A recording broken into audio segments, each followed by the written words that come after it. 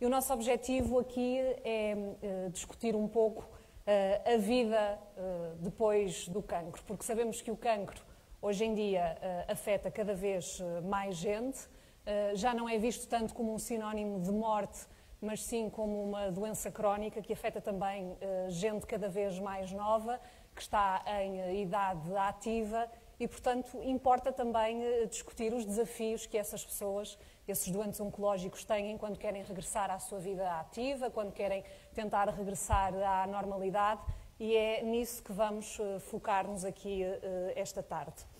O meu nome é Sara Pinto, sou jornalista da SIC Notícias. Na moderação do debate que vamos ter daqui a pouco estará também aqui comigo a Joana Mateus, jornalista do Expresso. Já vou chamar a Joana também aqui para o nosso palco. Gostaria de cumprimentar também a Sra. Secretária de Estado da Inclusão das Pessoas com Deficiência, Ana Sofia Antunes, que daqui a pouco também já vai fazer uma nota introdutória.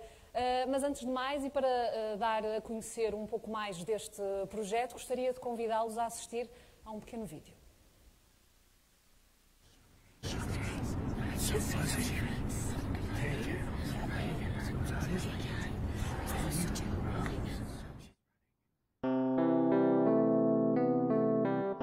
Em Portugal, apesar de se falar em cancro da mama, há ainda muito por dizer e por fazer. Raramente se fala das consequências na vida familiar, na vida profissional, das dificuldades ao nível do rendimento. Muito para lá das questões médicas, não sabemos que desafios concretos têm de enfrentar estas mulheres. Por isso, fomos perguntar-lhes. Não é só ela a pessoa que tem cancro, é toda a família que tem cancro. Essa ideia de sobrevivência. Estamos a fazer história, estamos a mudar a forma como se vai falar de cancro da mama em Portugal. É uma doença crónica, ponto. É isso mesmo. E das nossas dúvidas nasceram perguntas. Perguntas que deram origem a 5 grandes temas. Para começar, criámos um nome que é uma provocação, para meter o dedo na ferida. Ouvimos as histórias de 5 mulheres extraordinárias que partilharam connosco as dificuldades de viver com a doença. E com o apoio de 2 dos mais prestigiados meios de comunicação nacionais, convocámos a sociedade a reagir. Quantificámos estas reações num site que registra todas as interações com a iniciativa, pressionando políticos e profissionais de saúde a sentarem-se para debater e mudar políticas públicas. Para além dos números alcançados em apenas 2 semanas, vários stakeholders da esfera política e social ofereceram-se para debater estes desafios já em maio. Entre eles, o Ministro do Trabalho, Solidariedade e Segurança Social, que elogiou o projeto e reconheceu as falhas na legislação. E depois, com o apoio de todos, vamos mudar a forma como se olha para o cancro da mama em Portugal. Vale a pena recordar os números que passaram ali muito depressa, porque de facto tem sido notável a quantidade de pessoas que já acedeu ao site da iniciativa. Mostra, de facto, que há muita gente à procura de informação sobre estas questões relacionadas com o rendimento e com o trabalho. 284 mil pessoas já viram este vídeo ou partilharam nas redes sociais. Por falar em redes sociais, deixem-me informar-vos também que o debate desta tarde está a ser transmitido em direto no Facebook da SIC Notícias e também do jornal Expresso, e quem tiver a oportunidade de estar a assistir a esse vídeo pode também colocar questões nas caixas de comentários para depois colocarmos essas mesmas questões ao nosso painel. Antes de irmos ao debate propriamente dito e antes de chamar aqui para junto de nós o resto do painel que nos acompanha esta tarde, a Sra. Secretária de Estado gostava de lhe dar a palavra também para uma nota introdutória. Obrigada, Sara. Boa tarde a todos. É um gosto para mim estar aqui hoje, neste debate, e desde já queria começar por dar os parabéns à SIC, ao Expresso, ao Instituto Português de Oncologia, por esta iniciativa, por este projeto com este nome tão disruptivo, mas que, a meu ver, põe o dedo exatamente na ferida, onde ele tem que estar. E encara a problemática como eu pessoalmente entendo que ela tem que ser encarada, que é do ponto de vista positivo, o mais otimista possível, o ponto de vista do autoquestionamento, do seguir em frente e de alguma forma também de uma perspectiva um bocadinho revolucionária. Tenho cancro, e depois, e então? Esta primeira sessão, aliás, queria começar por dizer que estou aqui em representação do Sr. Ministro do Trabalho, Solidariedade e Segurança Social,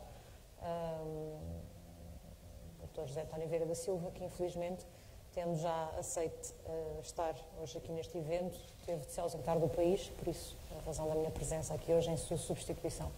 O que faço com muita honra e só espero é que as palavras que tenho para partilhar convosco sejam, de alguma forma, úteis e possam ser um pouco o princípio de uma luz ao fundo do túnel para também quem a procura. Dizia eu que esta primeira conferência versa sobre a temática dos rendimentos, portanto, e a quebra desses mesmos rendimentos quando do vivenciar de uma problemática desta natureza, de passar por uma situação de cancro, durante e o após. A quebra que necessariamente se verifica a nível dos rendimentos e que apoios podem existir tanto do ponto de vista da segurança social, porque essa é a sua função, dar este apoio de retaguarda, mas também do ponto de vista laboral, profissional. Felizmente, como a Sara já teve a oportunidade de dizer aqui no início, felizmente cada vez estamos a falar mais de uma situação transitória e que evolui em muitas situações, felizmente, favoravelmente e positivamente, mas essa fase, essa transição exige da parte de quem a vivencia muita força, muita determinação e, portanto, o mínimo que nos compete a nós, enquanto Estado, fazer é dar a estes cidadãos os maiores apoios possíveis para os ajudar a atravessar esta fase. Acima de tudo, aquilo que da minha experiência e daquilo que averiguei no terreno, bom, nós em Portugal temos um conjunto de respostas, não vou dizer que elas são específicas ou especificamente pensadas para uma situação de uma doença de cancro. Estas situações são encaradas do ponto de vista da própria aquisição de uma situação de incapacidade, seja ela temporária ou permanente, e cada vez mais, felizmente, as situações cancerígenas tendem a ser temporárias, muito embora sejam situações que, enquanto duram, sejam bastante dolorosas.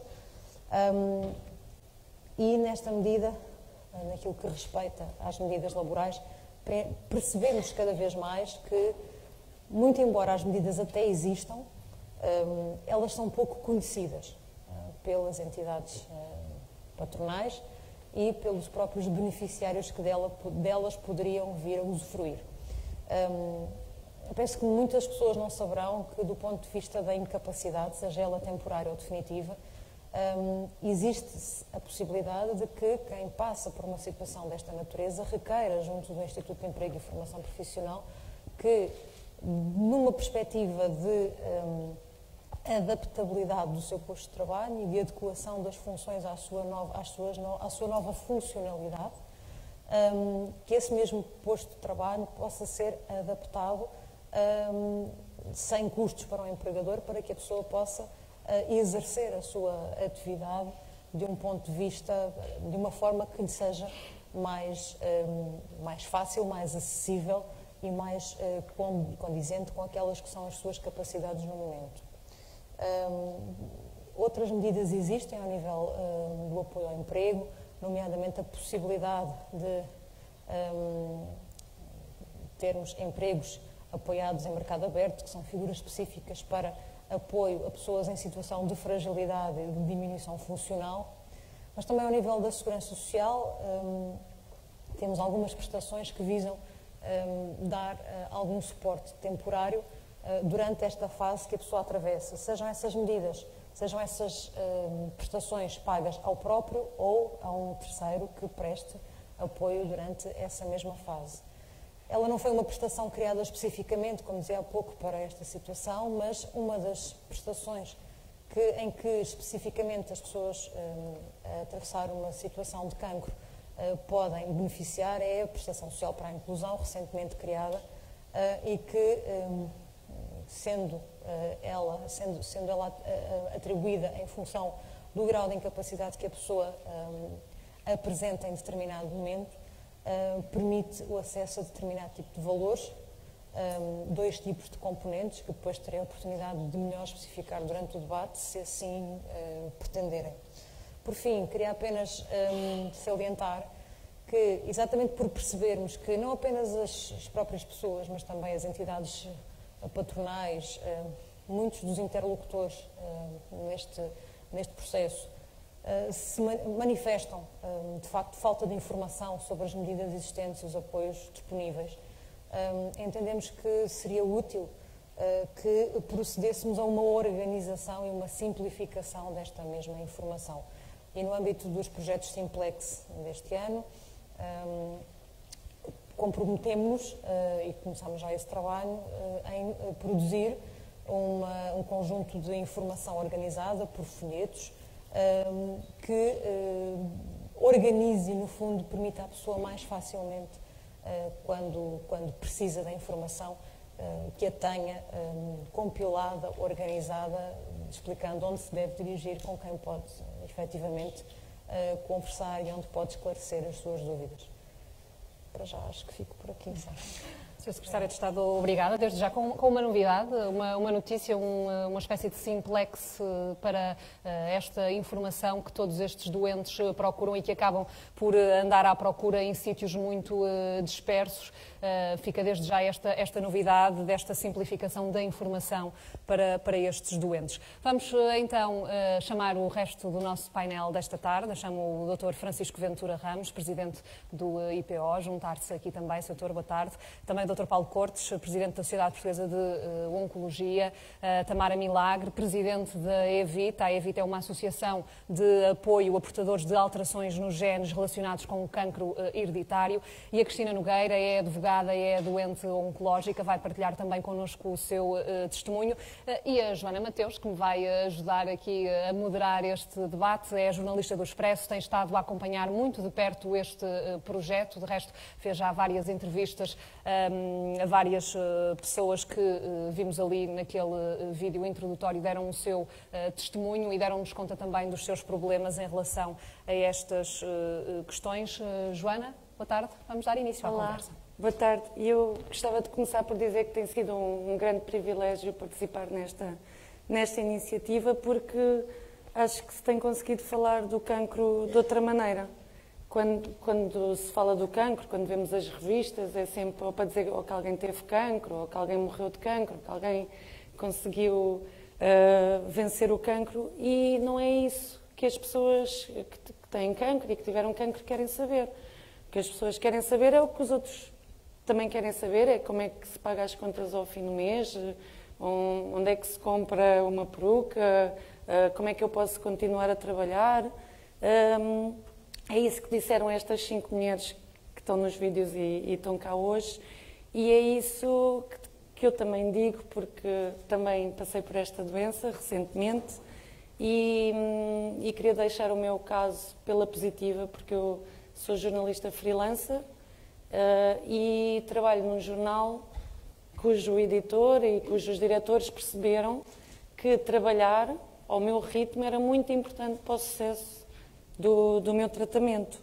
E lembro-me de fazer entrevistas a ministros careca, em que eles diziam: você está careca? Nunca imaginei quando leio as notícias que está careca. Obviamente às vezes estava cansada durante a quimio, então não trabalhava, e quando trabalhava mais, ganhava mais. Quando trabalhava menos, ganhava menos. E nos meses em que eu tinha menos dinheiro, tinha os meus pais para me ajudarem. Mas sei que isso, se calhar, não é o padrão de um doente oncológico. Sei que sou uma sortuda e há muita gente que não tem esta sorte de ter patrões que nos dão flexibilidade e familiares que nos dão o apoio quando a gente precisa nesta fase mais difícil. E esse é o caso da Cristina Nogueira, que está aqui ao meu lado, e que nós fizemos um artigo para o Expresso, porque a Cristina não teve a mesma sorte que eu e caiu numa situação kafkiana, dizia ela, quando teve que enfrentar o seu cancro. E se calhar íamos começar por pedir à Cristina para nos explicar, resumidamente, a quem não leu o artigo no Expresso, como é que foi trabalhar e pagar as contas ao fim do mês quando estava a fazer a quimioterapia. Eu começava por cumprimentar o público, agradecer à SIC e ao Expresso a possibilidade de estar aqui e com um carinho muito especial à Joana, que fez a reportagem que citou e que saiu no Expresso e que trouxe para as conversas de café e de rua um problema que é um bocado esquecido, que é a doença e a falta de apoio que têm os profissionais liberais, principalmente quando estão doentes. Como a Joana disse, eu sou advogada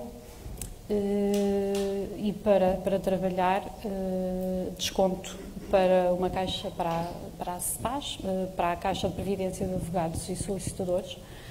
Sou obrigada a descontar para essa caixa, não é facultativo, eu não posso descontar, se quiser, para a Segurança Social, para poder exercer a minha atividade. E exerço também as funções de administradora judicial, quase em exclusivo, e é aí que entra o meu processo kafkiano. Ao contrário da Joana, eu não tenho um patrão, não é? Sou trabalhadora por conta própria e estava na altura em que me surgiu a doença, em fevereiro de 2016, acabar de me divorciar. A minha mãe tinha falecido poucos meses antes, também com uma doença oncológica. Tenho um filho pequeno e, portanto, estava sozinha com o meu trabalho, com os meus rendimentos para me sustentar, para fazer face às minhas despesas normais de qualquer pessoa. Casa, cama, carro e escritório. Nós não temos direito, nós advogados, nós solicitadores, nós agentes de execução, nós os que somos obrigados a descontar para a Caixa de Previdência dos Advogados e Solicitadores, e que somos neste momento cerca de 54 mil pessoas, beneficiários. Em bom rigor, não beneficiamos de nada. Teremos a nossa reforma, os que chegarem a essa idade. Em termos de prestações sociais, não tínhamos qualquer direito. Atualmente as coisas estão um bocado diferentes, tal como a senhora Secretária de Estado disse, foi criada a prestação social de inclusão, ao qual qualquer pessoa esteja no regime contributivo normal ou não se pode candidatar e, em função da sua incapacidade, tem direito a uma prestação mensal. É esse o subsídio que está a receber? Neste momento é esse o subsídio que eu estou a receber. Ou seja, os descontos que foi fazendo para a Caixa de Previdência dos Advogados e Solicitadores, no momento em que precisou de meter uma baixa médica, não teve nada? Eu não meto uma baixa médica. Não tem essa possibilidade?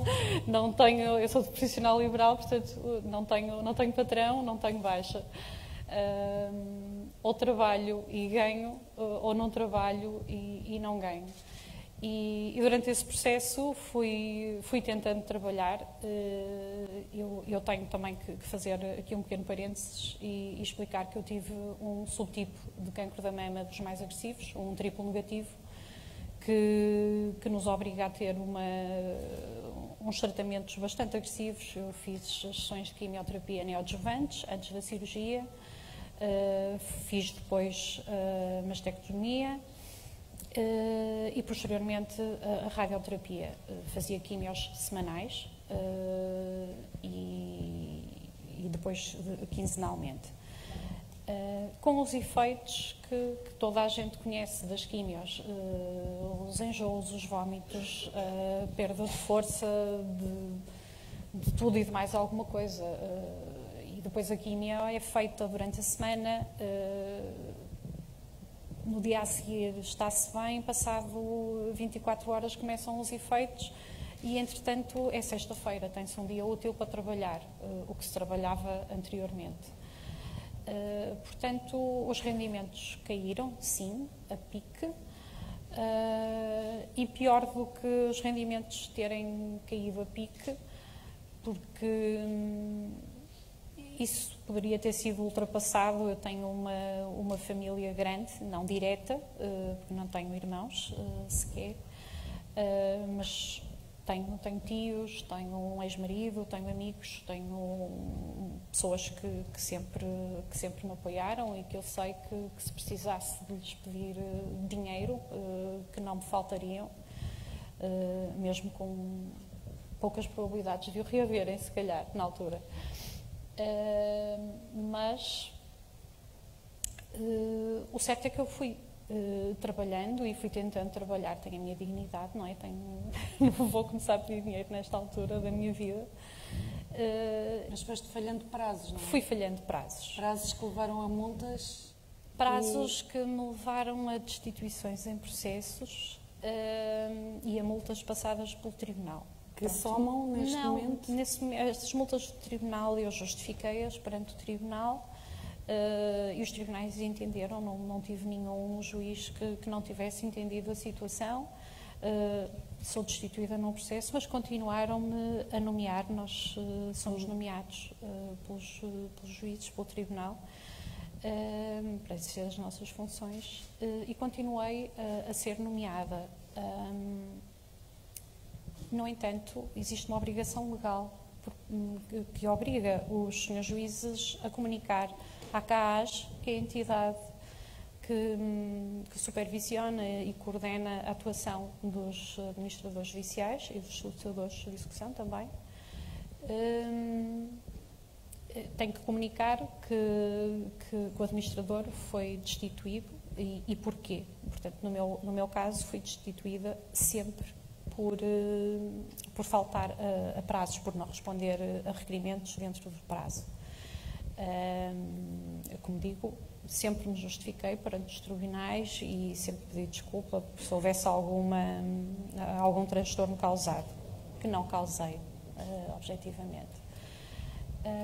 E foi essa comissão então que te impôs? Qual não é o meu espanto quando, passado quase um ano, que foi em outubro do ano passado... Já estavas boa e a trabalhar? Já tinha feito até, já venho aqui um bocado para a Tamara, já tinha feito os testes genéticos que me levaram a fazer a mastectomia de prevenção contralateral e a esterectomia, que foi feita em setembro, e portanto já estava eu a trabalhar, a recomeçar a trabalhar em pleno, quando em outubro recebo da CAAS um processo de contraordenação, na altura com 80 e tal mil euros de coimas, 5 mil euros por cada processo em que fui destituída,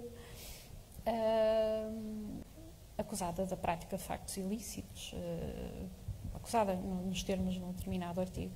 São coisas muito específicas. O mundo ruiu, eu não tenho 80 mil euros. Isto, entretanto, foi subindo, já vai nos 120, sim, 100 e tal mil euros. Entretanto, parou, já não tenho mais processos para me destituir, já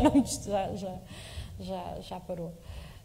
Mas esse processo ficou como, Cristina? Este processo continua à espera de decisão. Eu opus-me na altura, não é?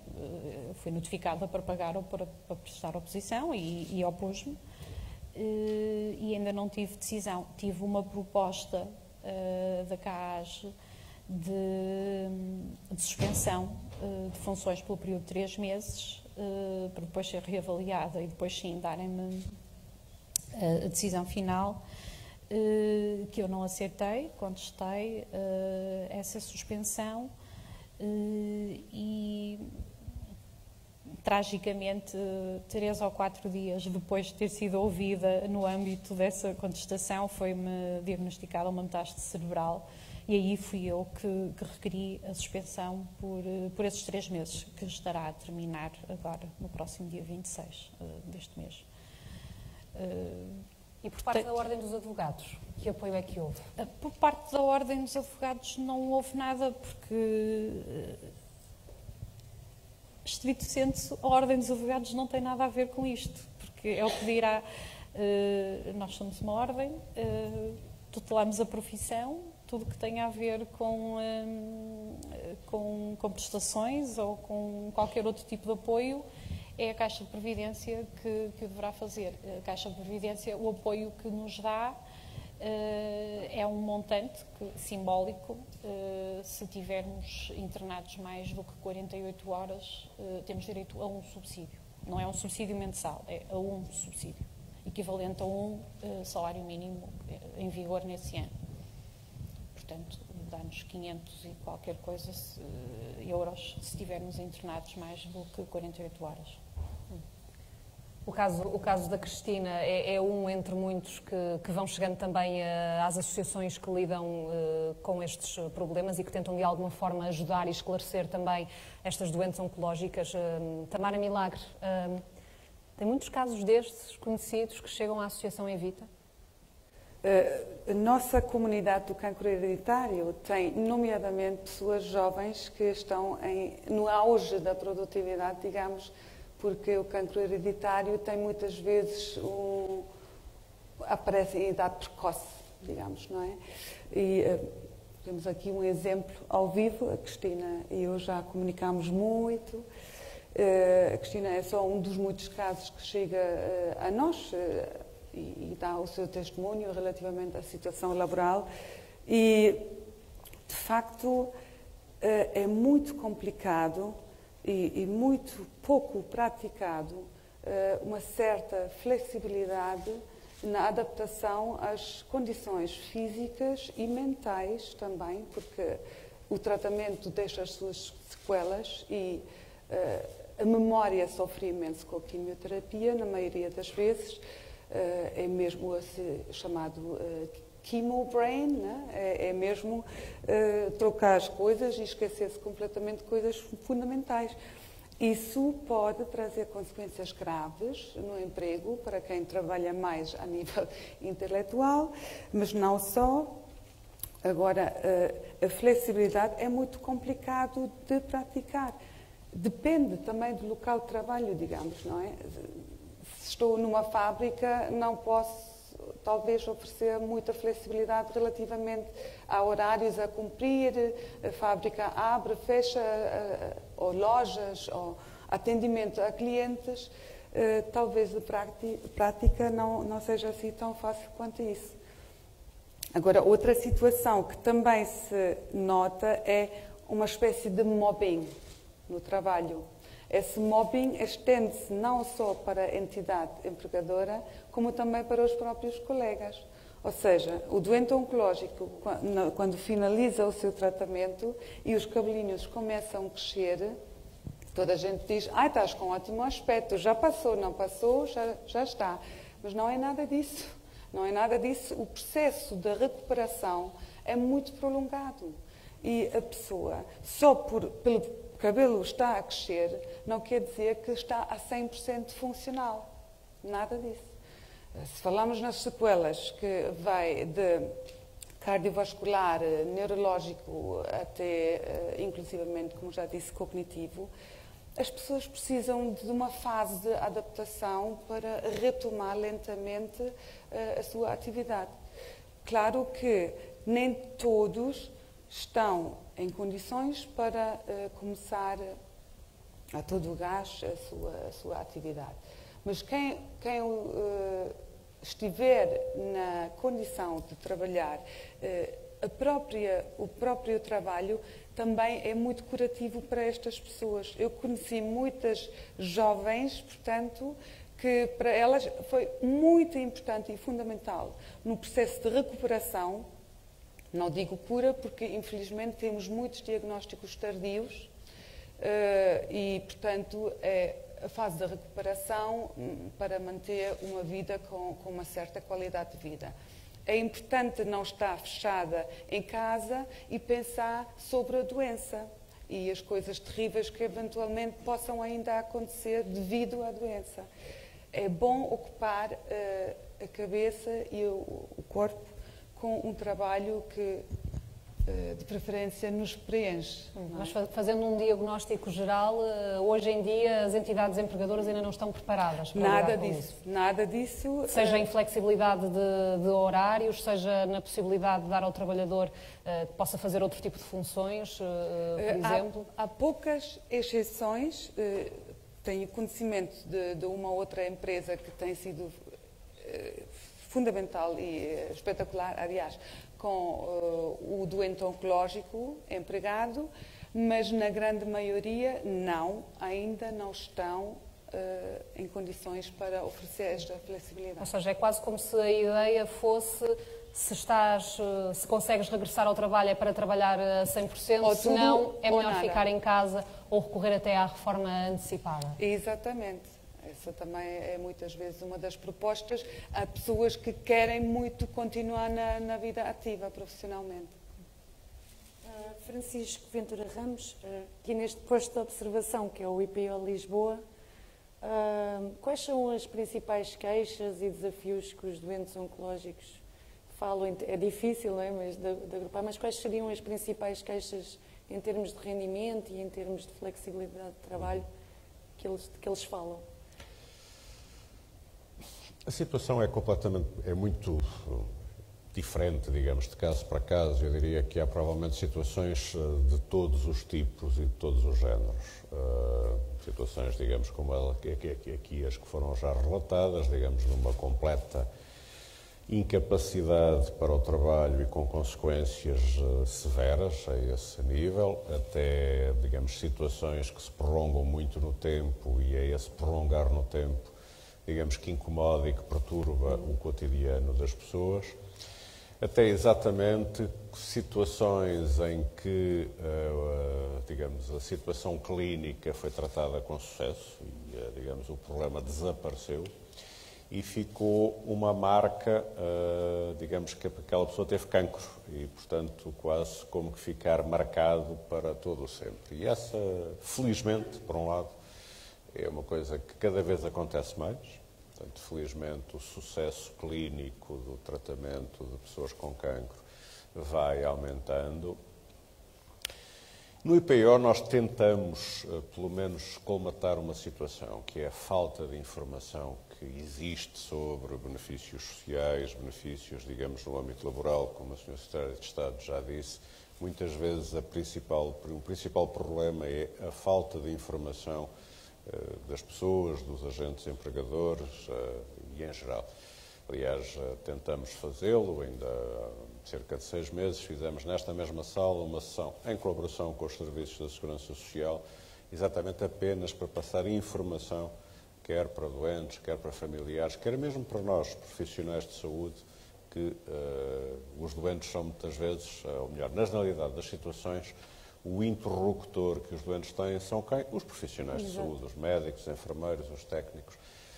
Através do nosso serviço social tentamos fazer chegar a informação possível, tentamos disponibilizar essa informação, mas naturalmente que também devo reconhecer que provavelmente deveríamos e poderíamos, ou seria útil fazer um pouco mais e um pouco melhor. Apesar de que, exatamente, tentamos que a relação com os doentes não se fique apenas pelos aspectos clínicos. Percebemos que a doença oncológica é, em muitas situações, uma doença com muitas outras vertentes psicológicas, que também tem, naturalmente, um tratamento clínico, mas que, digamos, de caráter social, em que as pessoas precisam de ser apoiadas, acarinhadas e não propriamente tratadas do ponto de vista médico ou do ponto de vista clínico. Mas pode trazer bastantes custos, não é? Por exemplo, o caso também da Cristina, que se tinha que deslocar não sei quantos quilómetros todos os dias ou semanas para fazer... A deslocação é uma questão que está prevista, ou seja, e todos os doentes oncológicos, mais uma vez, têm direito a ser apoiados exatamente nos custos do transporte. Agora, imagino que, de facto, nem todos os prejuízos que a doença traz estejam cobertos hoje. E é provavelmente difícil, porque aquilo que seria o mundo ideal essa cobertura teria que ser feita de forma individual e, de facto, de forma muito flexível, atendendo às características individuais de cada doente, atendendo às características da sua situação perante o trabalho, trabalhador por conta de outra, trabalhador independente, conforme a doutora Cristina nos relatou o caso dela. E isto, francamente, é muito difícil de fazer e muito difícil termos uma legislação que, digamos, conceda benefícios e desenhada quase do ponto de vista de forma individual para cada pessoa. É, de facto, muito difícil que isso aconteça. Acho que há espaço para melhorar a articulação entre a atuação dos serviços de saúde e os serviços de apoio social, retomando, aliás, uma velha tradição de trabalho em comum entre estas duas áreas das políticas públicas.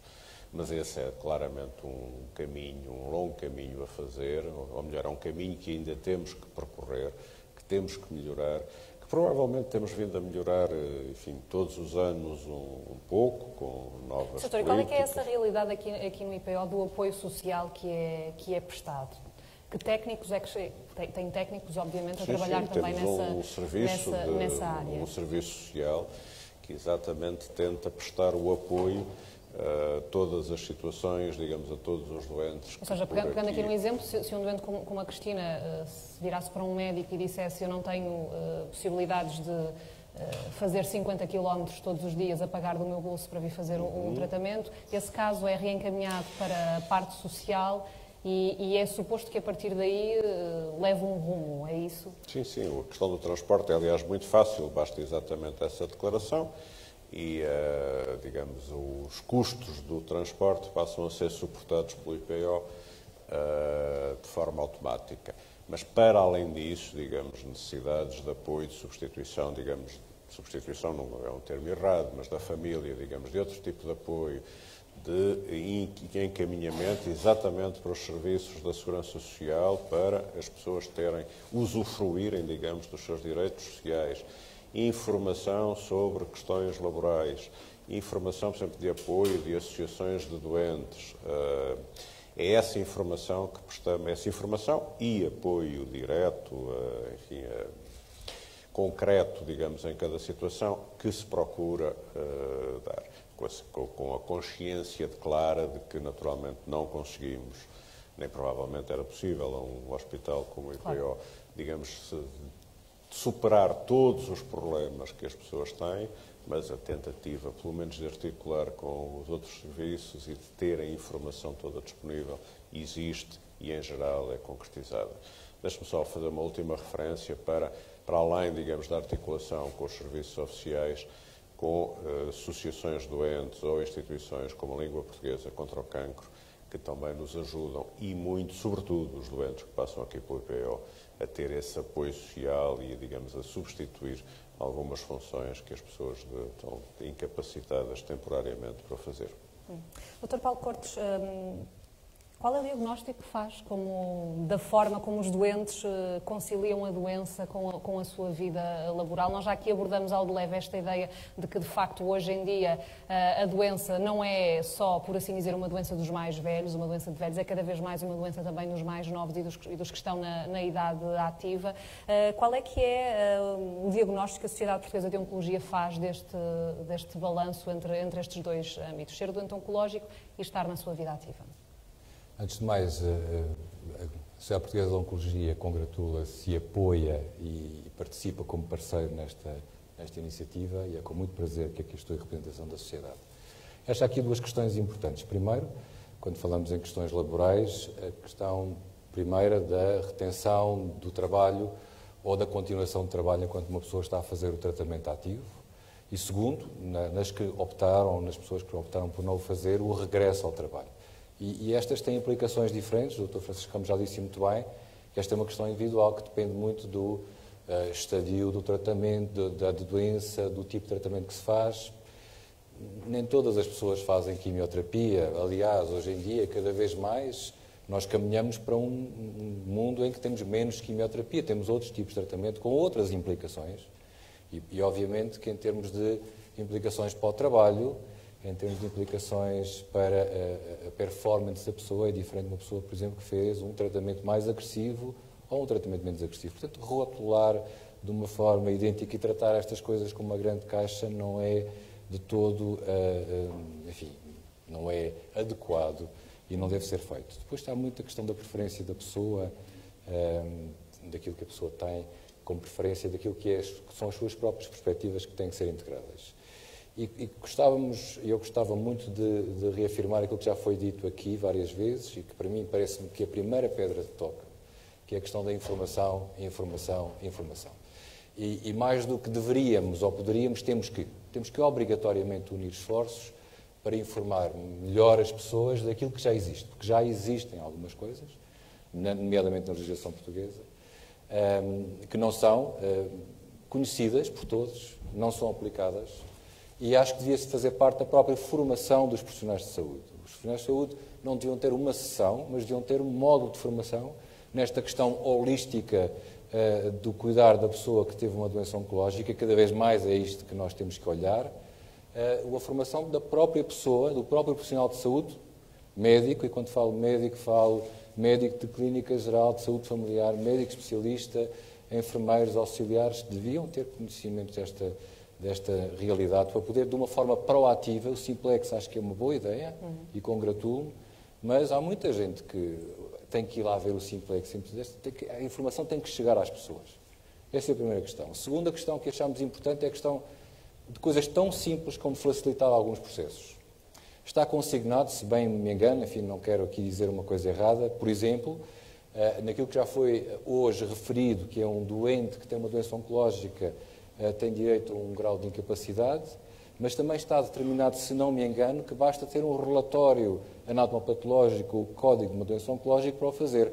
O que acontece é que nós temos que fazer um relatório circunstanciado que não só vai ter que fazer um maior esforço para os serviços de oncologia, o doente vai muitas vezes à junta, tem que voltar e trazer novamente um papel.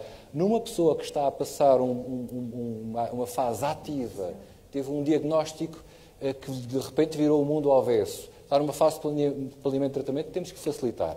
Outra coisa que podemos facilitar são as pessoas que estão de baixa por questões de junta e que têm um plano de tratamento e que não estão em fase de trabalho ativo, porque ir tão frequentemente a baixas quando podemos fazer uma coisa tão simples como um plano de tratamento e esse plano de tratamento depois, no final, a pessoa ou quem está numa junta médica e que deveria também ter formação adequada, e acho que essa também é uma questão importante, devíamos ter um plano no fim, não precisava da pessoa deslocar-se lá. Mais uma vez, tem que levar um relatório de cada vez que vai a uma junta médica, tem que deslocar-se, muitas vezes mensalmente, por exemplo, quem tem ADSE, assim o é. E são pequenas coisas é um risco muito grande para quem muitas vezes está com o seu sistema imunitário muito fragilizado. E para quem está fragilizado. E depois há que coordenar esforços. Na Sociedade Portuguesa de Oncologia, nós criamos recentemente, precisamente, um grupo de trabalho dedicado a esta área, a área de sobrevivência e campo, e acho que este grupo de trabalho estamos perfeitamente disponíveis para agregar e incluir em trabalho com a Liga Portuguesa contra o Cancro, Sociedade, e não podemos excluir a questão dos empregadores, a questão das empresas. Porque, obviamente, se estamos a falar de trabalho e estamos a falar da possibilidade não só de rendimento, mas da pessoa ser ativa e poder contribuir para a sociedade, e a senhora doutora, que aqui está ao meu lado, contribui ativamente para a sociedade, é uma questão, não é uma perda de talento. A pessoa, muitas vezes, quando tem um diagnóstico de uma doença oncológica, de alguma forma até se transfigura, vai buscar algumas capacidades e pode não ficar diminuída, antes pelo contrário, isso pode ser até revelador de uma série de outras capacidades quando ultrapassa a doença. E, portanto, esta questão não basta legislar. Temos que, obviamente, traçar planos, e os planos também não são iguais, porque a realidade de uma pequena empresa é, obviamente, diferente de uma média empresa, ou de uma grande empresa, ou de uma multinacional, ou do setor público. E, portanto, estamos a falar de questões de integração e de planos de integração do trabalho que têm que ser desenvolvidos. E as empresas, sobretudo as empresas maiores, e podíamos começar por aí como exemplo, já estão habituadas a fazê-los. As empresas, hoje em dia, têm, na base dos recursos humanos, que também deveriam ter formação, eles próprios, para saber como é que haviam de lidar com estes casos. Mas eles estão habituados a fazer planos de contingência, planos de sustentabilidade, planos de responsabilidade social. Então, vamos fazer um plano de como vamos adequar o local de trabalho. Como é que vamos fazer um coaching da pessoa? Como é que vamos apoiar esta pessoa no regresso ao trabalho? Como é que vamos saber quais são as suas capacidades, até onde é que há limitação ou adequação? Ao fim e ao cabo, aplicar aquilo que já está legislado, mas aplicá-lo na prática. E isso não se faz só com legislação, faz com trabalho proativo com as empresas e faz muito com os responsáveis dos recursos humanos dessas empresas. Acho que aí é um trabalho fundamental a ser feito e, mais uma vez, é um trabalho de conjunto de toda a sociedade. Cara Secretária de Estado, Ana Sofia Antunes, pegando aqui nas palavras do Dr. Paulo Cortes, o que é que o Ministério do Trabalho e da Segurança Social está a fazer no âmbito das políticas públicas, quer para, nesta relação de regressar ao trabalho ou de manter o trabalho, quer no rendimento? Falou-nos de uma série de medidas logo ao início. Quer explicar melhor medidas no trabalho, a prestação social para a inclusão, o tal Simplex? Mas antes queria lhe fazer uma pergunta ainda sobre isto, que é, porquê é que um doente oncológico com baixa tem que ir a uma sala onde está uma série de pessoas doentes, provar, muitas vezes cheio de máscaras, que a baixa não é fraudulenta? Não há outra maneira mais simpática de fazer as coisas? Provavelmente há, Joana, provavelmente há. Eu acho que todas essas situações são situações que muitas vezes só não foram ponderadas porque na verdade nunca foram consideradas, nunca foram apresentadas com essa clareza. Estou aqui a falar de uma área que não é diretamente a minha responsabilidade, mas acho que de facto às vezes estas soluções só nos passam pela cabeça quando nos deparamos com elas de forma muito direta. O que não invalida que as situações possam sempre ser analisadas, ponderadas e consideradas. Acho que é para isso que serve a normal evolução. E é esse o caminho que temos que fazer. Obviamente que há algo que não podemos descurar. Sempre quando entramos numa fase de muita, enfim, como direi, consideração, atenção, digamos, de menor acompanhamento a situações de baixa, verifica-se necessariamente um aumento de detecção de situações fraudulentas. E, portanto, isto funciona ciclicamente, que é aumento de situações de baixas fraudulentas, aumento da fiscalização e apertar do cerco, apertar da fiscalização, redução dos números. E, portanto, quando chegamos a uma situação de redução dos números, aparecem sempre um conjunto de situações que são apontadas como excessivas. Portanto, aqui há sempre que conseguir encontrar um meio termo e a forma de se conseguir ser correto na fiscalização que se faz sem ser injusto. Acho que no fundo é isso. Mas respondendo à sua segunda questão, acho que no fundo desenvolvendo um pouco aquilo que estava a dizer há pouco. Essencialmente, temos que ver as medidas de apoio numa dupla vertente. As medidas que são diretamente respeitantes às políticas de segurança social e que visam compensar a pessoa numa situação de escassez ou falta de recursos financeiros advindos do seu trabalho, e a situação essa que se pode verificar transitória ou até definitivamente, que é função do Estado dar este apoio de retaguarda. A prestação social para a inclusão, como eu dizia há pouco, foi uma prestação que não foi criada de um ponto de vista transversal para fazer face a diferentes situações em que um cidadão se vê face a uma incapacidade. Seja ela congénita ou seja ela adquirida ao longo da vida. E tenha ela uma perspectiva de definitividade, digamos assim, ou de transitoriedade. Esta prestação organiza-se, no fundo, em 2 escalões, implica sempre a avaliação por uma junta médica. Também sei, e agora respondendo ao Dr. Paulo Cortes, que naturalmente que com, digamos, o aumento dos apoios sociais nesta área. Também, digamos que o grau de exigências das juntas médicas se tornou mais apertado, digamos assim, nomeadamente ao nível do número de relatórios e exames que solicitam para definir em concreto o grau de incapacidade que é reconhecido a uma determinada pessoa. Estes dois escalões em que a prestação se organiza, no fundo, determinam que uma pessoa com um grau de incapacidade reconhecido igual ou superior a 80% tenha sempre, independentemente dos rendimentos que tenha ou que não tenha, acesso a uma componente base da prestação no montante que no ano passado foi definido em 264 euros. E recebe 264 euros no mínimo, é isso? Sim, por mês. É só 264. E abaixo dos 80%? Quem está abaixo dos 80% pode aceder a este valor em função de não ter outros rendimentos, ou seja, terá acesso a estes 264 euros se não tiver rendimentos. Portanto, no caso de ter ainda rendimentos, ou se esses rendimentos, em concreto, ultrapassarem um valor de 607 euros mensais, não terá acesso a essa prestação. Respondendo à questão que estava agora a colocar, sendo de facto de ser apenas os 264 euros, sim, neste momento são apenas os 264 euros. A partir do próximo mês de outubro, entrará em vigor a segunda fase desta prestação, a que chamamos complemento, e que permitirá às pessoas acrescerem a estes 264 euros em situações de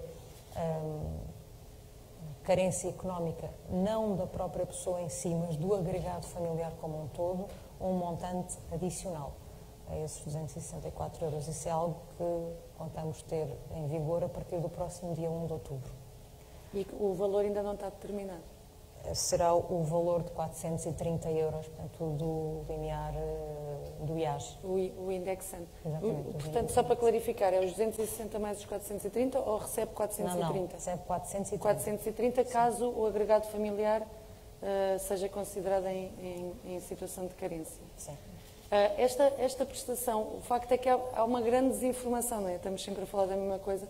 Durante este trabalho que nós fizemos e a gravação dos vídeos, eu própria aprendi que havia a prestação social. Há bocado perguntei ao Presidente do IP, eu própria não sabia que havia apoios para... Provavelmente pelo facto e de falamos ter uns sido entre outros e não divulgada sabemos, não é? essencialmente como uma prestação resposta a situações de deficiência. Exato. Não é?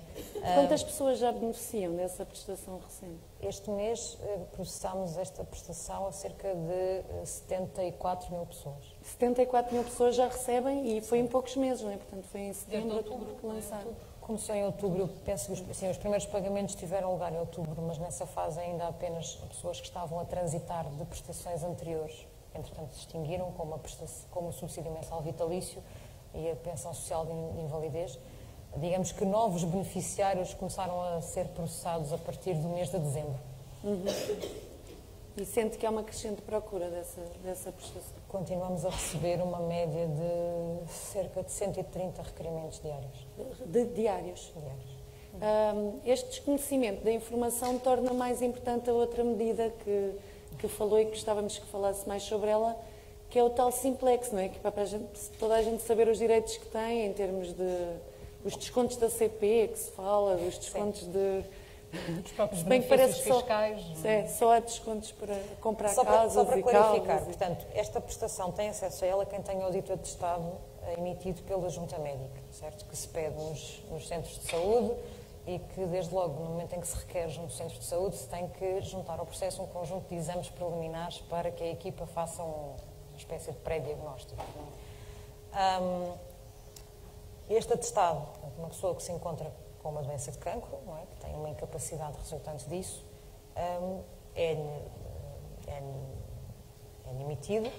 Obviamente que se existir uma situação de recuperação, que é aquilo que se deseja, não é? É que a situação seja de facto transitória, essa incapacidade pode ser revista e pode ser reduzida, no caso de haver de facto uma recuperação. Eu acho que talvez por esta razão é que a mensagem não tenha passado com muita clareza quanto às pessoas com cancro. Relativamente à questão do Simplex, eu chamo-lhe de Simplex porque ele se enquadra no âmbito daquilo que nós no Governo chamamos os projetos Simplex.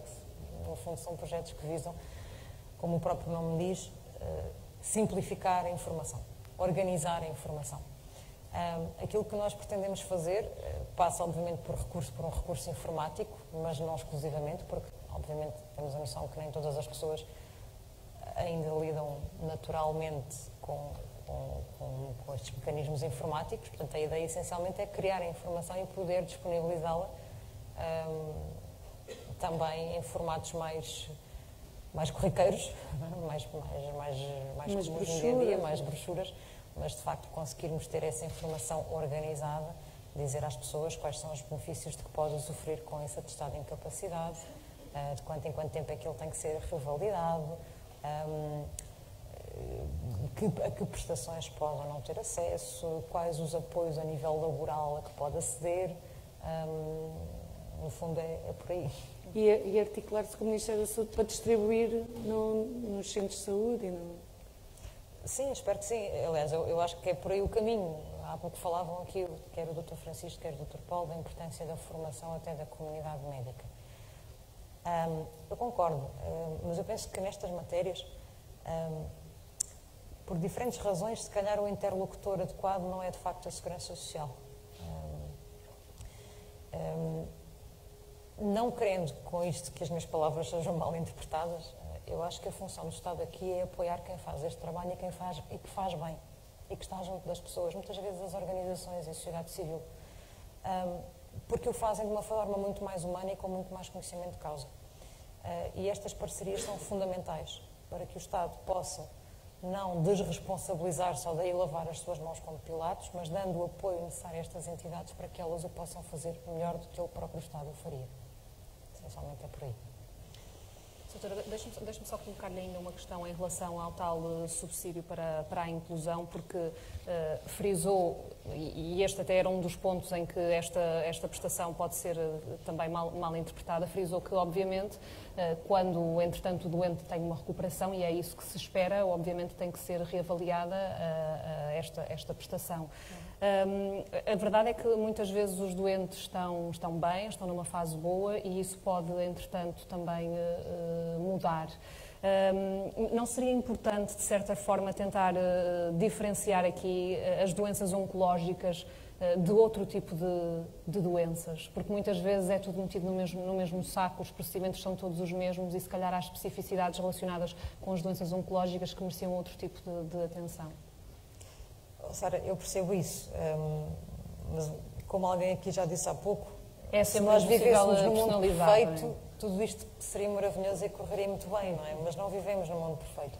Porque se eu vivesse no mundo perfeito, eu teria uma prestação que se adequasse às necessidades exatas das pessoas com cancro, das pessoas com doenças degenerativas, das pessoas com deficiência, com diferentes tipos de deficiência. Eu, de facto, não posso ter isso, não posso ter uma prestação adequada a cada caso concreto. Eu tenho que fazer um esforço esse que é muito, acreditem que é realmente muito difícil quando se desenha uma prestação, que é tentar ser o mais aberto possível para que aí entrem o maior número de situações possível. E acreditem que há sempre situações que ficam de fora e que depois, caso a caso, ponto a ponto, é preciso ir vendo como é que se mexe um bocadinho o limite mais para a direita ou mais para a esquerda para ver se conseguimos chegar a mais alguém.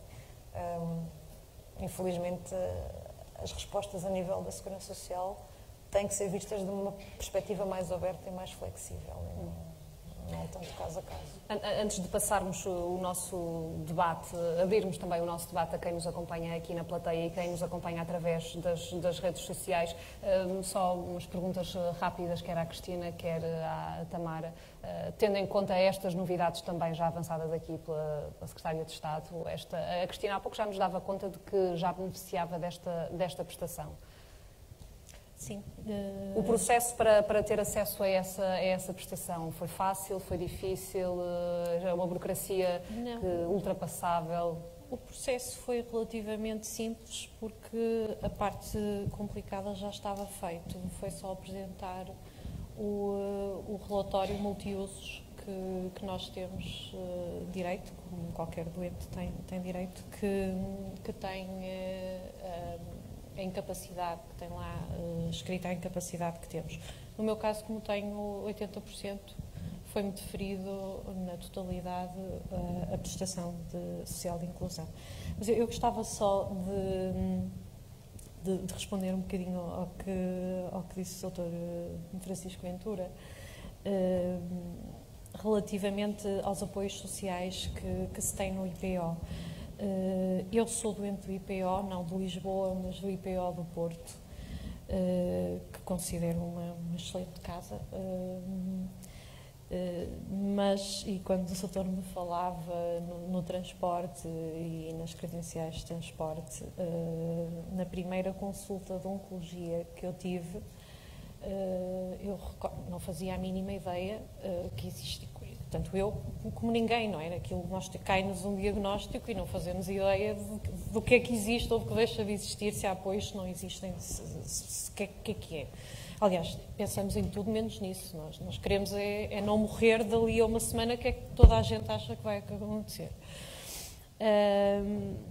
E das primeiras coisas que a médica que me viu naquela altura me disse foi: olha, eu vou-lhe passar uma credencial para a prótese capilar, mas já lhe digo que não me passo credenciais para transporte. E eu fiquei assim a pensar, foi muita coisa para processar. Eu pensei, bem, ela já me está a ver careca, portanto eu ainda não sei que tratamentos vou fazer e já me está a dizer que me vai dar uma credencial para pôr uma cabeleira postiça. E que não tenho direito a transporte. Pronto, pelos vistos tinha, não fazia ideia. Fiquei a saber essas duas coisas, e que para uma me dava, mas para a outra não dava. Mas na altura que justificação é que lhe foi dada? Não dava. Não dava. Também nem perguntei porquê, nem porque não, nem valia a pena depois entrar em grande discussão filosófica sobre o assunto. Mas hoje em dia, por exemplo, se tivesse um sítio onde essa informação estivesse toda compilada, pelo menos podia contrapor, mostrando esse seu direito. E neste caso, e nisso, acho que também há uma grande diferença em ser-se tratado. É uma questão de sorte, embora se possa optar, mas é uma questão de sorte o local onde se é tratado. Quem é tratado nos IPOs tem acesso a determinada informação.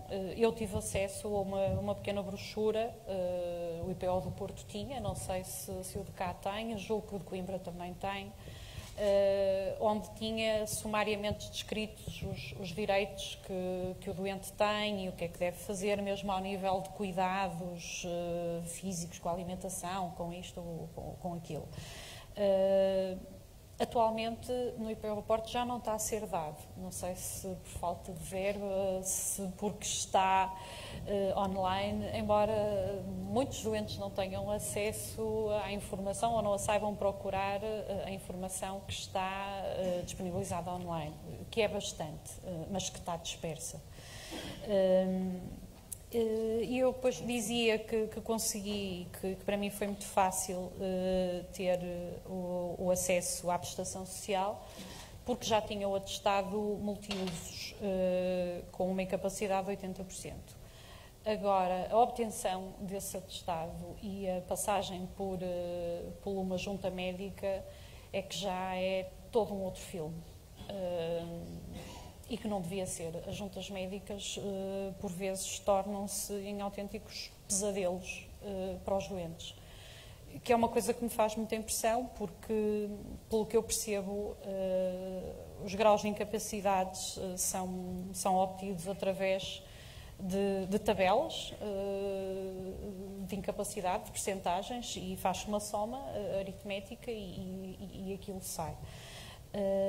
E vemos casos e trocamos opiniões entre doentes com casos absolutamente idênticos, com incapacidades completamente diferentes, e umas temporárias, e outras definitivas, e umas de 70% ou 80%, e outras de 60%.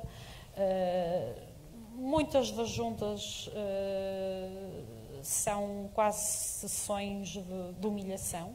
Eu tive isso na minha primeira junta, em que a primeira coisa que a médica, uma das médicas que estava presente me perguntou foi porque é que eu tinha uma cabeleira tão preta, com um cabelo tão preto. E está-me a imaginar, não é? Perfeitamente disforme, nós ficamos, com os corticoides, com umas faces enormes, sem pelos, sem pestanas, sem sobrancelhas, com uma cabeleira ridícula em cima para não parecer tão ridícula. E tenho uma médica a criticar a cor do cabelo que eu tinha escolhido. Porquê é que tenho uma cabeleira tão preta? E eu, é a cor do meu cabelo, é a coisa mais parecida com o meu cabelo. Ai, mas devia ter posto uma coisa assim mais leve, com umas madeixas. E eu, isto não é bem o meu género, quer dizer, não é para isso que eu cá estou. Pronto, e aproveitando o facto de nos dar... Mas isto E se eu dissesse que quando fui pedir uma reavaliação e levei o relatório da ressonância com a lesão metastática, é uma lesão cerebral, mas não diz que é uma metástase. Quer dizer, a minha vontade era dizer, mas acha que eu andei às cabeçadas à parede? Acha que isto está aqui porquê? Não, tinha que estar escrito metástase, portanto, vim para trás com essa. Outra coisa são os tempos de espera para as juntas médicas, que a lei prevê, salvo erro, um prazo de 60 dias, e temos pessoas à espera de junta quase há um ano. Eu requeri a minha reavaliação em janeiro e vai ser feita em junho. Portanto, já são aí 2 ou 3 situações que gostaria de ver mudar. E já agora, dava também uma pequena, eu acho que um pequeníssimo contributo, e que era muito importante para nós, doentes oncológicos, que temos que andar com uma folha A4, que é o nosso atestado multiusos, que é... não é que é uma secretária de Estado já está aqui a tomar nota. Que é uma coisa que ninguém percebe. Eu acho que se poderia eventualmente fazer um cartão. Está a ser feito, diz aqui a doutora Ana Sofia. Pronto, que nos identificasse como doente, com direito a prioridade no atendimento ou em qualquer outra coisa, porque uma pessoa chega a qualquer sítio e tem de tirar a folha A4, que já está um bocado dobrada, e as pessoas ficam ali a olhar para aqui, sem perceber muito bem o que é. Nós estamos a... Sim, diga. Só uma pequena nota. Esta situação, de facto, está-se a verificar do atraso nas juntas médicas, mas está especialmente agravada desde o passado mês de outubro, com a entrada em vigor da nova prestação, o que é natural, porque a partir do momento em que há mais pessoas a poderem beneficiar da mesma prestação, há mais pessoas a requererem o atestado, que em muitos casos nem sequer requeriam. E isto, por enquanto, ainda não passou o boom. Eu acho que vai passar, mas por enquanto ainda não passou. E de facto, temos tentado sensibilizar as administrações regionais de saúde para que haja algum reforço. Em alguns pontos tem sido possível, noutros dizemos que não, mas de facto a situação é esta. Agora, efetivamente, aquilo que não se compreende são as pequenas questões que se colocam a nível de juntas médicas e que eram dispensáveis. Evita... Ou dizer que se tem muito bom aspecto. Eu levo sempre com essa. Não está com muito bom aspecto. Mas a senhora tem muito bom aspecto. Mas eu não me queixei do aspecto. Não. Tamara, só mesmo para fechar aqui um dos tópicos que a Sra. Secretária de Estado tocou, disse que, obviamente, sem que o Estado queira lavar as mãos das suas responsabilidades, há aqui um papel fundamental por parte das associações. As associações sentem-se preparadas para lidar com estas questões, para ajudar a lidar com estas questões, ou há aqui um peso que carreguem demasiado sobre os vossos ombros? Deixe-me só dizer um comentário, Sra. Secretária de Estado. Um sistema informático com o nome de um vírus, não sei se seja boa ideia, relativamente ao Simplex. É o nome de um vírus. Era uma piada. O projeto é ótimo. Bom, do resto, as associações de doentes estão a ganhar cada vez mais peso, porque, de facto, estamos a discutir a sustentabilidade do Sistema Nacional de Saúde, não é? E já se percebeu que sem pôr o doente no centro da atenção e da discussão, os esforços não vão ser bem dirigidos. Ou seja, estão a incluir as associações, e ainda bem, cada vez mais em processos de decisão em saúde. Isso é fundamental. Estamos a começar o processo, nota-se uma mudança de paradigma, as associações ganham mais peso, mas todos ainda estamos a aprender com essa nova tendência.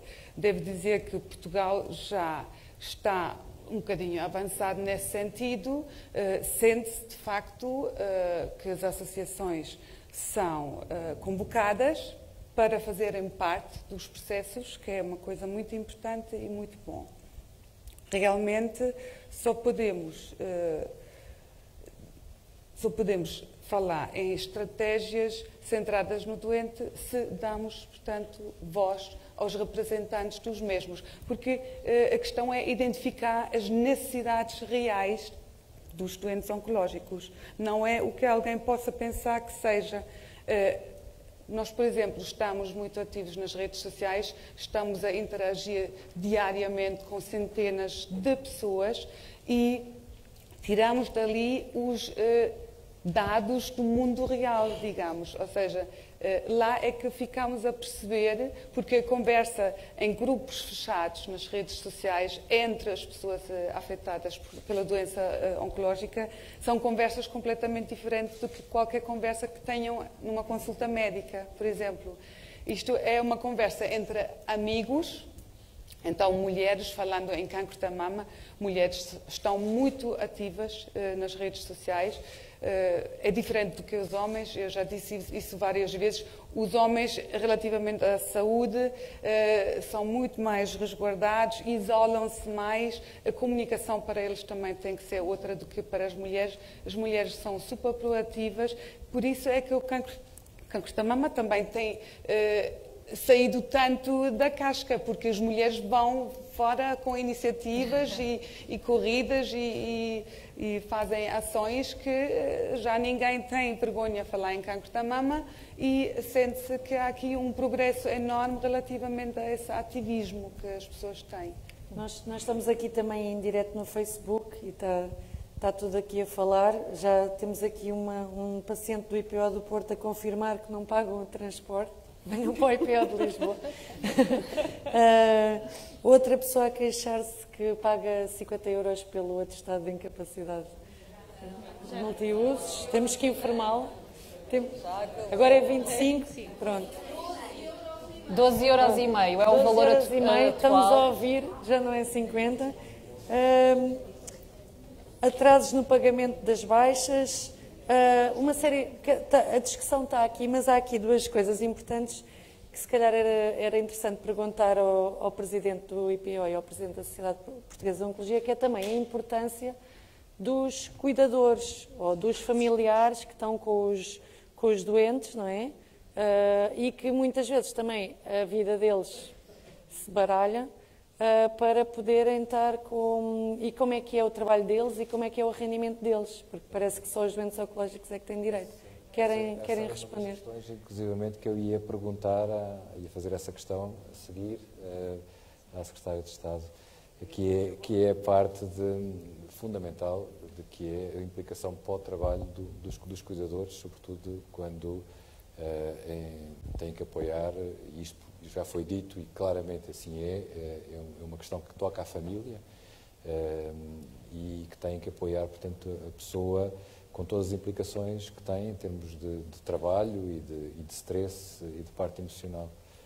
E já agora também mais uma questão, que é, e quando o trabalho já não é uma opção, infelizmente, e a pessoa tem que optar por uma reforma antecipada, e se estamos numa temática em que temos pessoas mais jovens em idade ativa e que não têm tanto tempo assim de descontos, como é que conseguimos dar a essas pessoas, depois, se assim é, uma reforma que seja condigna com o pouco tempo de desconto que têm?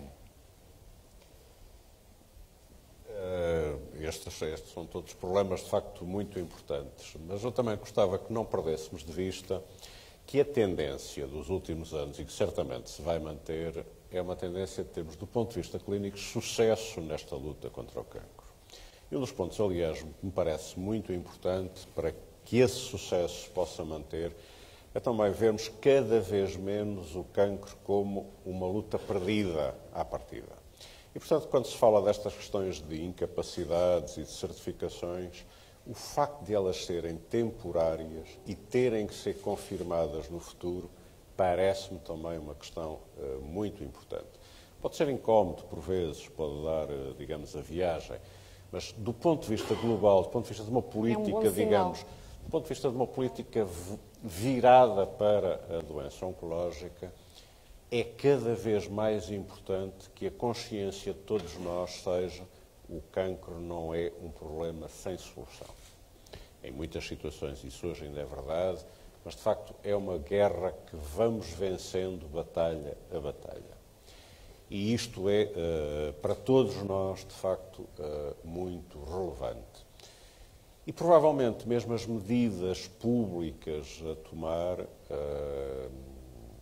elas têm acontecido, quer dizer, já vimos hoje durante este programa que há subsídios novos, até o custo do certificado já baixou e, portanto, isso quer dizer que vamos trabalhando para melhorar as condições. Também, naturalmente, dos familiares, isso é uma coisa que aqui no IPO é muito visível, o apoio, digamos, cuidadores familiares e não familiares é essencial para o sucesso, digamos, do tratamento da doença e, portanto, serem apoiados é muito relevante, ter mesmo, enfim, mais uma vez em termos ideais, de períodos que possam descansar, e uma das peças, digamos, que nós deveríamos ter aqui também com maior cuidado é o cuidado ao domicílio, digamos, para evitar, por exemplo, as deslocações, que aqui são pagas e, pelos vistos, no Porto nem tanto.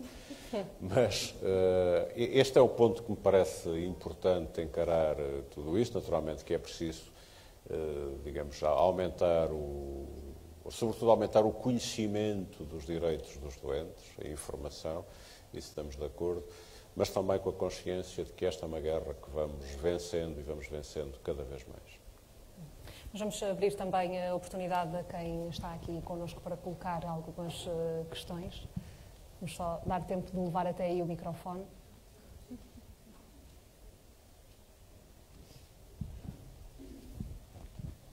Boa tarde, o meu nome é Luísa Almeida, sou assistente social neste instituto há 15 anos, trabalho no Serviço de Neurologia há 10 e no Serviço da Unidade de Transplante de Medula há 4. Efetivamente, como o Sr. Presidente Francisco Ramos diz muito bem, cada vez mais o cancro é tratável e as pessoas conseguem ter uma qualidade de vida muito boa após os tratamentos. As senhoras são exemplo disso, se calhar outras temos aqui na plateia que conseguiram retomar a sua vida. Mas o cancro também é mutilante e muitas vezes, em algumas patologias específicas, que não propriamente o cancro de mama, deixa sequelas para a vida toda. Efetivamente, as pessoas vivem muitos anos ausentes de cancro, com a qualidade de vida às vezes um bocadinho menos boa, digamos assim. E aquilo que a nós, Serviço Social, que estamos implementadas nesta casa há quase 80 anos, vamos fazer 70 este ano, fomos dos primeiros serviços sociais hospitalares a existir. Somos uma equipa à volta de 12 pessoas, estamos integradas em todas as unidades de internamento para o apoio na alta, para serviço informativo, e a nossa função é precisamente dar as informações que aqui se falaram tão extensamente. Informar as pessoas sobre os apoios da comunidade, sobre os apoios da Segurança Social, onde é que têm que se dirigir, tirar impressa, ajudar a preencher, encaminhar, tratar de apoios domiciliários. E, efetivamente, aquilo que todas nós sentimos, porque falámos um bocadinho em conjunto antes deste debate, precisamente porque achámos que seria uma altura boa para podermos falar, efetivamente, o nosso trabalho é quase lutar contra o mundo, porque apoio domiciliário para um doente acamado existe uma tarefa, vai lá de manhã dar o banho, vai à tarde mudar a fralda. Se eu não tiver um cuidador presente 24 horas, não consigo ter aquele doente em casa, sendo que o tenho que institucionalizar, sendo que os apoios da Segurança Social para lares demoram uma eternidade e quando vem, se calhar o doente já não precisa deles. Okay?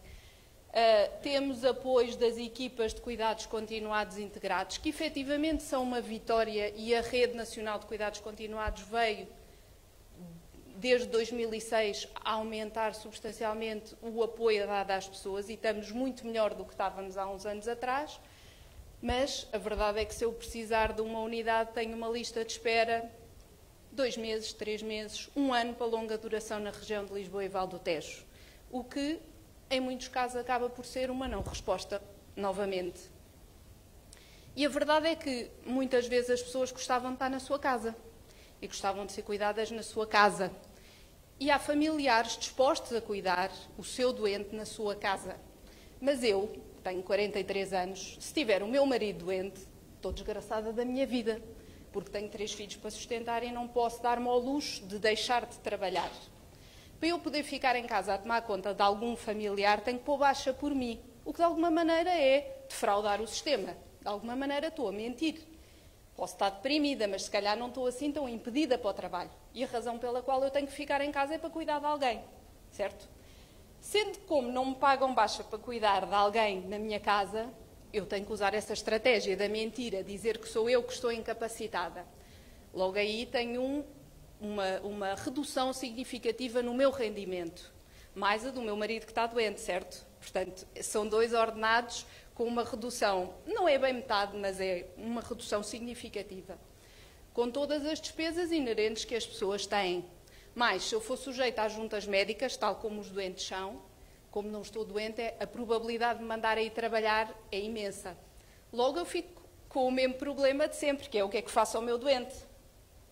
E por isso muitas vezes há internamentos prolongados, falta de respostas sociais, doentes abandonados nos hospitais, porque efetivamente a resposta em termos práticos que sirva as pessoas, e estamos a falar de muitas pessoas, não estamos a falar da Maria ou do Manel ou só dos doentes da neurologia, estamos a falar de muitas pessoas, são várias centenas, todas nós na nossa prática diariamente nos enfrentamos com situações destas, que para nós é preciso muita imaginação e algum engenho para conseguir dar respostas. E, efetivamente, e desculpe, Senhora Secretária de Estado de Trabalho e da Segurança Social, incentivamos as pessoas um bocadinho a mentir e a dizer, olha, ponha a baixa por si, porque é a única maneira de levar o seu marido para casa e conseguir cuidá-lo.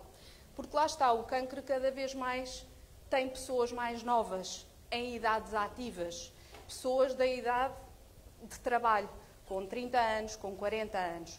E já para não falar dos cancros da idade pediátrica, que têm alguma proteção social, um bocadinho diferente daquela que existe nos adultos, mas que também não é suficiente, porque estar com uma criança muito pequena num hospital, e quando estamos a falar então na oncologia pediátrica, não existe em todas as áreas do país. Há doentes que vêm da Madeira e dos Açores, do Algarve, para virem para Lisboa serem tratados. São tratamentos muito prolongados, que implicam uma grande estadia fora da zona de residência, e é quase como se nós ostracizássemos um dos pais, porque só um é que tem direito a acompanhar a criança, o outro não, o outro tem que ficar a trabalhar, porque não tem justificação. Mas é o filho dos dois que ali está. Estamos a vedar o direito a acompanhar e a estar presente.